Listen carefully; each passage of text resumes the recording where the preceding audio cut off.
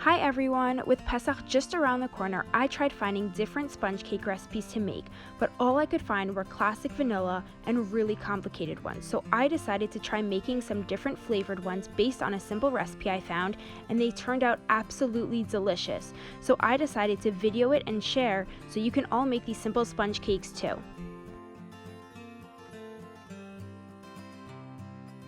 To start out, you want to separate 9 eggs. You want to keep the yolks in groups of 3 and all 9 whites together. Now for your first cake, you want to take a teaspoon of cinnamon, a 1/4 cup of potato starch, a 1/3 cup of sugar, and 3 egg yolks. This is going to be the apple cinnamon cake. Once you add all your ingredients, you want to whisk with a whisk until fully combined. Now for the chocolate cake, you want to take a 1/4 cup of cocoa powder, a 1/4 cup of potato starch, a 1/3 cup of sugar, and 3 egg yolks. And once again, you want to whisk until all the ingredients are combined. This one is going to turn out a little bit drier than the other 2 recipes, but don't worry about it.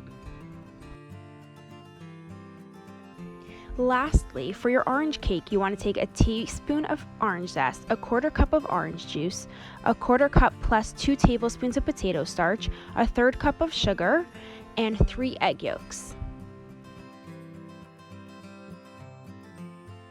When you're whisking this one, you're going to realize that it'll be the liquidiest out of all 3 cakes, but don't worry about it, it'll thicken up once you add the egg whites at the end.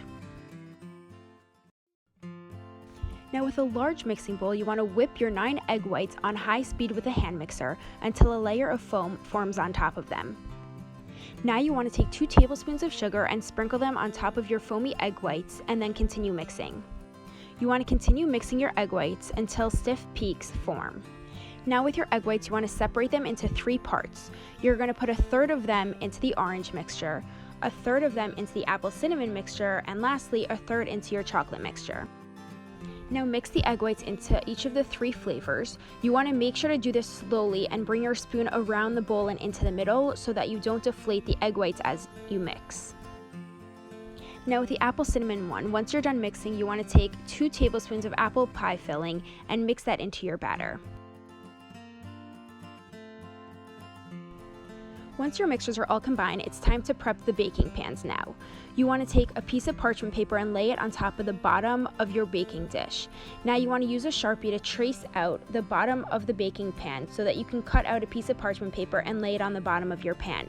You want to repeat this with both of your other pans. You want to make sure that you're cutting inside the Sharpie so that you don't end up with Sharpie marks on the bottom of your cake.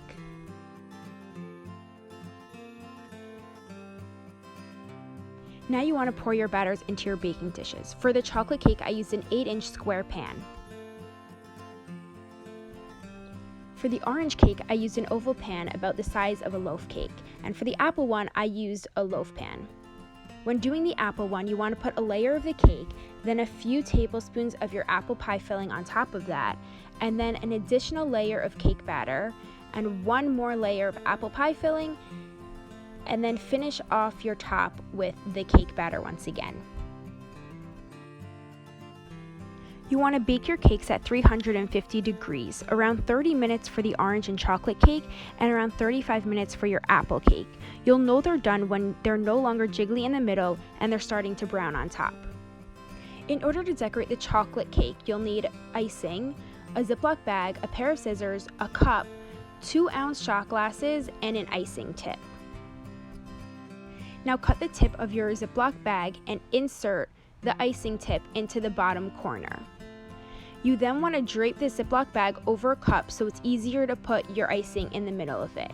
Once it's draped over the edge, scoop your icing into the bottom of the bag.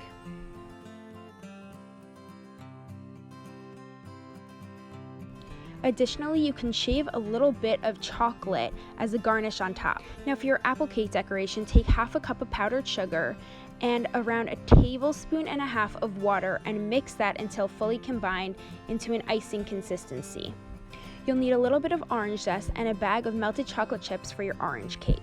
Once your cakes have come out of the oven, you want to run a knife around them while they're still warm in order to loosen the cake up so they're easier to take out of their pans afterwards. Now take your chocolate cake and flip it onto a cutting board and then remove the bottom parchment paper from the cake.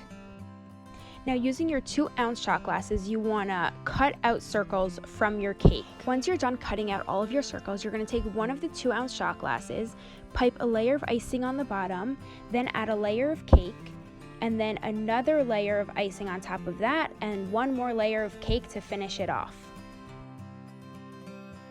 Once all of your chocolate cups are ready, you want to take some whipped cream and pipe across the top of the chocolate cake.